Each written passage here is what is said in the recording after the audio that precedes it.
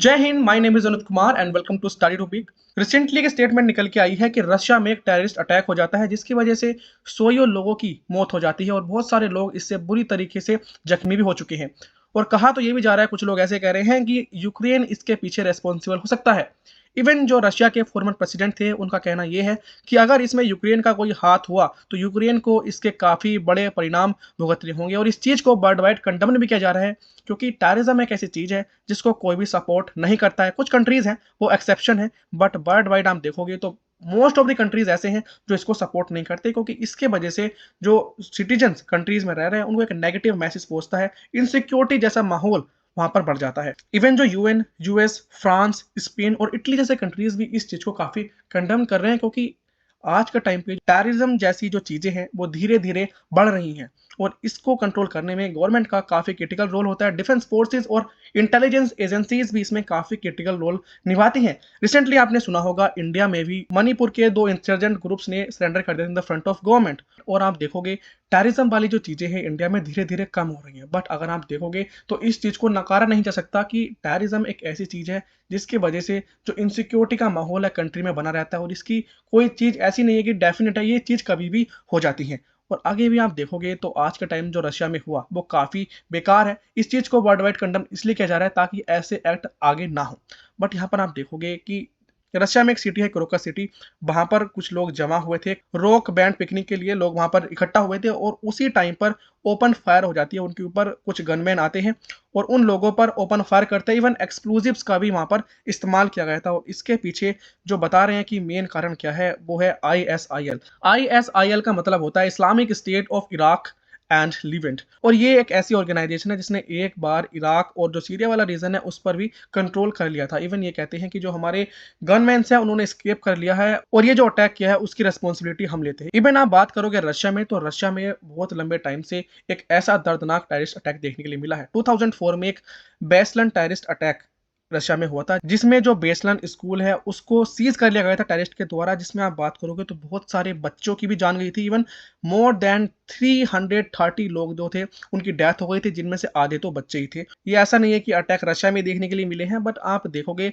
तो जो हमारा मिडल ईस्ट वाला रीजन है उसमें जो ये स्टेट ईरान, इराक वाला रीजन है, सीरिया वाले, यहाँ पर आपको मिलिटेंट एक्टिविटीज देखने के लिए मिलती रहती हैं। इवन आप इंडिया की भी बात करोगे तो इंडिया भी इस चीज में पीछे नहीं है। इंडिया ने भी काफी ज्यादा अटैक फेस किए हैं और इतनी बड़ी लिस्ट है, आप पढ़ते पढ़ते थक जाएंगे। इतने सारे टेररिस्ट अटैक पाकिस्तान के द्वारा और जो ISIS है उनके द्वारा इंडिया पर हुए हैं।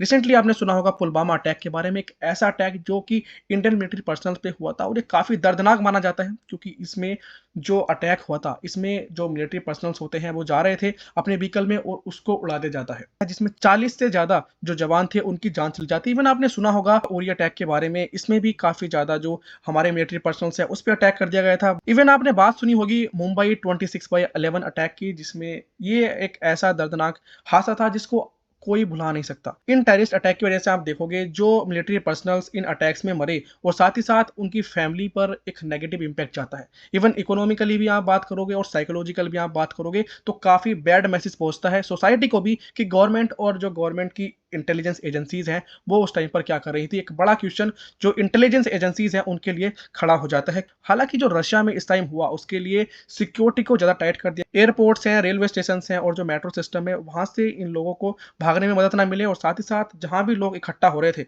उन लोगों को इकट्ठा करने से मना कर दिया है। मास गैदरिंग को कंप्लीटली कैंसिल कर दिया गया है। इवन आप बात करोगे तो ऐसा नहीं है जहां पर ये अटैक हुआ है वहां पर ही सिक्योरिटी को टाइट किया गया है, बल्कि आसपास के जितने भी रीजन है वहां पर भी सिक्योरिटी को टाइट कर दिया गया है ताकि ऐसे आने वाले इंसिडेंट आगे ना हो। और ये जो टेररिस्ट अटैक हुआ उसके वजह से पूरा वर्ल्ड शोक है। Even different countries, even United nation भी इस पर कमेंट करता है कि ये जो हुआ ये बिल्कुल गलत है। इवन आप बात करोगे यहाँ पर नरेंद्र मोदी की, तो वो कहते हैं कि ये जो हीनियस टेररिस्ट अटैक हुआ है उसको वो काफ़ी ज़्यादा कंडम करते हैं और प्रेयर करते हैं उन लोगों की फैमिलीज़ के लिए जो कि इसमें विक्टिम थे। और साथ ही साथ ये कहते हैं कि जो लोग इसमें मरे उनकी आत्मा को शांति मिले। इवन आप आगे बात करोगे तो यूएन के जो सेक्रेटरी जनरल है एंटोनियो गुटेरेस भी कहते हैं कि ये जो अटैक हुआ एक हीनियस और कोवर्डली टेररिस्ट अटैक था, इसको काफी ज्यादा कंडम करते हैं। यही नहीं बल्कि आप आगे भी देखोगे फ्रांस जैसे कंट्रीज, स्पेन, इटली इसको काफी ज्यादा कंडम करते हैं। और रशिया के जो फॉर्मर प्रेसिडेंट थे उनका कहना है अगर यूक्रेन को किसी भी तरीके से इसमें रेस्पॉन्सिबल माना गया तो all of them must be found and ruthlessly destroyed as terrorist, और उनको बुरी तरीके से मार दिया जाएगा। जो इस टाइम पर यूक्रेन के प्रेसिडेंट हैं वो इसको कंप्लीटली डिनाई करते हैं और कहते हैं कि यूक्रेन किसी भी टेररिस्ट अटैक का इस्तेमाल करके किसी भी अपने दुश्मन को हार्म नहीं पहुंचाता है, वो जो भी होता है वो ऑर्डर पे करता है। और आगे क्या गवर्नमेंट इसके खिलाफ नए एक्शन लेगी, मैं आपको वीडियो के माध्यम से अपडेट कराता रहूंगा। जय हिंद।